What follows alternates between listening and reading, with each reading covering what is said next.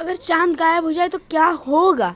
एक दिन के लिए, एक महीने के लिए, एक साल के लिए, या फिर 10 साल के लिए क्या होगा, या फिर एवरी टाइम, लाइफ टाइम के लिए? तो welcome back to the Mind Twister guys. तो मैं हूँ एजे। तो आज की इस वीडियो में द ग्रेटेस्ट हाइपोटेनियस आप लोगों को मैं बताने वाला हूँ, जिससे सुन के आप लोगों के रोंगटे खड़े हो जाएंगे। तो लेट्स एक्सप्लोर इट। हमारे सोलार सिस्टम एक चंद्रमा के साइज का एक बड़ा सा यान, यानी कि बड़ा सा एयरशिप एलियंस के साथ आ रहा है। ये जो एलियंस है ना, हमारे चांद को ले जाना चाहते हैं। अब ये हमारे सोलार सिस्टम में घुस चुके और धरती के पास पहुंच चुके। जैसे ही ये लोग चांद के पास पहुंचते, स्पेसिफिक नाम का अपना एक टेक्नोलॉजी लॉन्च करते, जिसकी मदद से वो हमारे चांद को ले जाने लगते हैं।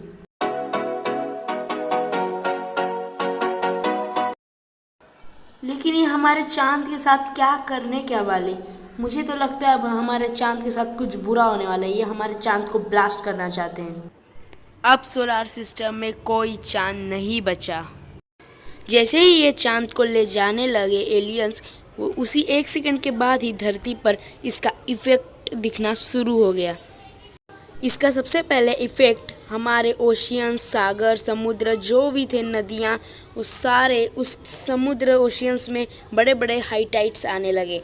लेकिन क्योंकि ये जो ओशियंस है ना, ये ओशियंस में जो बड़े बड़े लहर आते हैं, कुछ लोगों का मानना है कि वो वेव्स की मदद से आते हैं, लेकिन ये बिल्कुल भी गलत है। ये जो बड़े बड़े लहर आते हैं, ये 3,84,400 किलोमीटर दूर हमारे चांद की वजह से होता है। जी हाँ, ये जो चांद है ना, हमारा पूरा इसे कंट्रोल करके रखता है। वैसे तो इसे हमारा सन भी कंट्रोल करता है, लेकिन ये जो हमारा सन है, मून से 400 गुना बड़ा है। इसके वजह से इसका इफ़ेक्ट कम पड़ता है। तो हमारा जो मून होता है ना, इसे अर्थ के ऑर्बिट में चारों तरफ घूम के इसे अच्छी तरह से कंट्रोल करता है। बट अब कोई चांद बचा ही नहीं। हमारे सोलर सिस्टम में अब कोई चांद नहीं रहा। इसके वजह से अर्थ पे 1 सेकंड बाद ही पूरे हाहाकार मचने लगे, पूरे सुनामी आने लगी। जो बड़े बड़े लहर थे वो पूरे गांव शहरों में आने लगे। 5 मिनट बाद पूरे जो इंडिया की कोस्ट लाइन थी, पूरी की पूरी मिट चुकी है। अब ये जो इंडिया की कोस्ट लाइन है वो नहीं रही। और 1 घंटे बाद इतनी बड़ी सुनामी एक अचानक से मोड़ पर आकर रुक गई।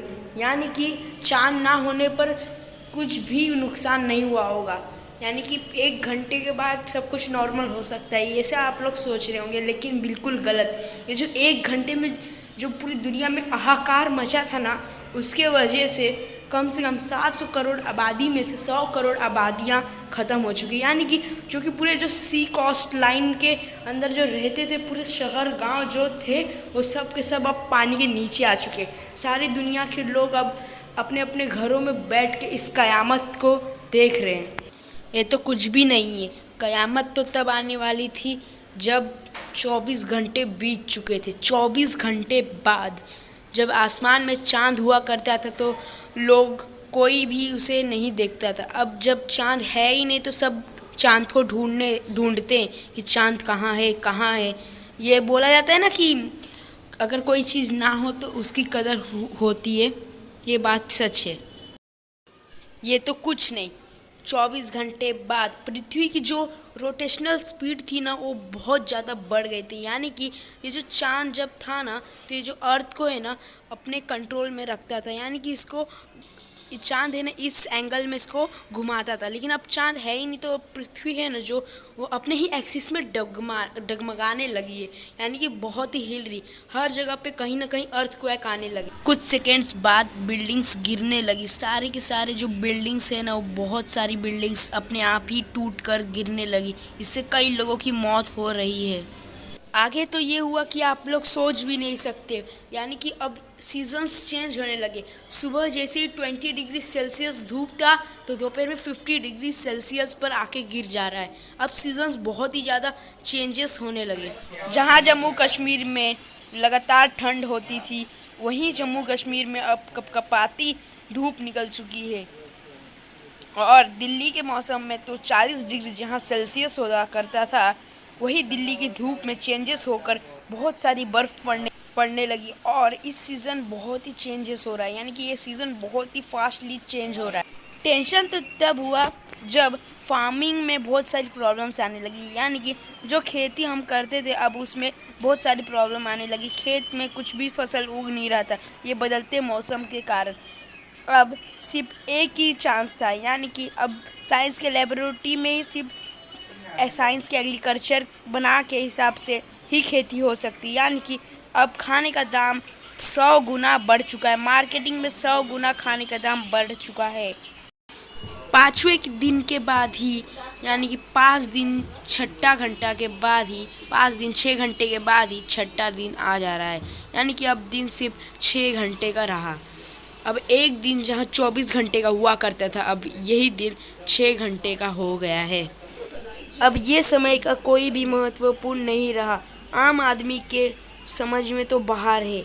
अब नया समय साइंस की लेबोरेटरी में बनाया जा रहा है, यानी कि इस सीज़न के हिसाब से एक नया समय 12 महीने के बाद। जी हाँ, ये हमारा 12 महीने नहीं है।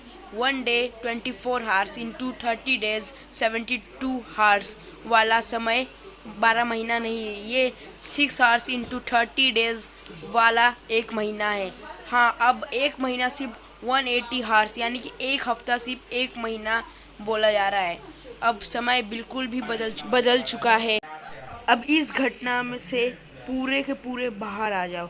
और वीडियो कैसा लगा कमेंट में ज़रूर बताइएगा। ये एक बहुत ही ग्रेटेस्ट हाइपोथेसिस था जो कि मून के ऊपर था, लेकिन ऐसा तो होगा नहीं। लेकिन इमेजिन करने पे देखिए मून हमारे लिए कितना इम्पोर्टेंट है, यानी कि मून सन जितने भी हर चीज़ एयर सारे एलिमेंट्स हम लोगों को इम्पोर्टेंट थे।